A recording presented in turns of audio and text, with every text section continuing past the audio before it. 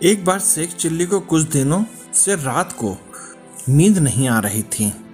Sheikh chilli की माँ ने एक दिन शेख चिल्ली से कहा, बेटा क्या हुआ, क्या तुम्हें रात को ठीक से नींद नहीं आ रही है?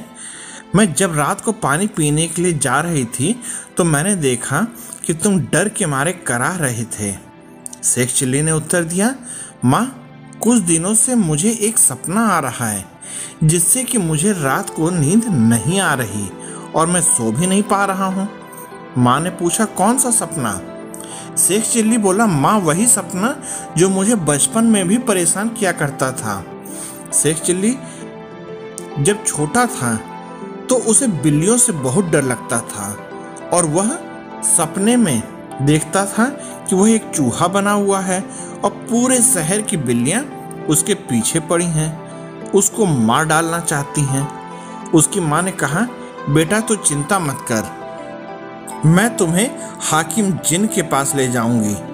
वे तुम्हारे इस बुरे सपने की बीमारी को हमेशा के लिए भगा देंगे। अगले दिन दोनों हकीम जिन के पास गए। शेख चिल्ली की माँ ने सारी बात हकीम जी को बता दी। हकीम जी ने कहा, बेटा तुम्हारी परेशानी दूर तो हो जाएगी, पर तुम्हें उसके लिए रोज शाम को एक चक्कर यहाँ दवा लेने के लिए आना होगा। शेख चिल्ली मान गया।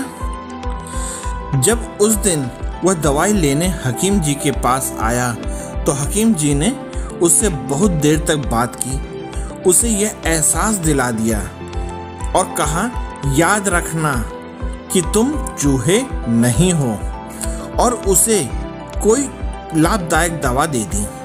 शेख चिल्ली अपने घर चले गए। रात को उस दिन शेख चिल्ली को बहुत अच्छी नींद आई। कुछ दिनों बाद इसको बुरे सपने आना भी बंद हो गए।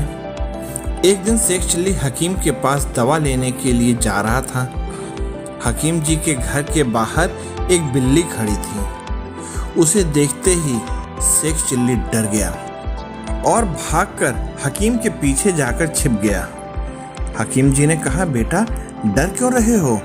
अब तुम चूहे तो हो नहीं, यह बिल्ली तुम्हारा कुछ नहीं बिगाड़ सकती। इस पर शेख चिल्ली बोला, हकीम जी ये बात तो आप जानते हो, मैं जानता हूँ, मेरी अम्मा जानती हैं, लेकिन क्या किसी ने इस बिल्ली को यह बात बताई है? यह सुनकर हकीम जी हंसने लगे और बिल्ली को वहां से भगा दिया। दोस्तों, बुरी यादों को भूल जाना ही बेहतर होता है। अगर आप लोगों को मेरी यह कहानी पसंद आई तो कृपया लाइक, शेयर और सब्सक्राइब कीजिएगा, और साथ ही नीचे सब्सक्राइब बटन और उसके बगल वाले घंटे वाले बेल को दबा दीजिएगा, जिससे अगली आने वाली कहानी की नोटिफिकेशन आपको तुरंत मिल जाए। आप सबको बहुत बहुत धन्यवाद। जय हिंद दोस्तों।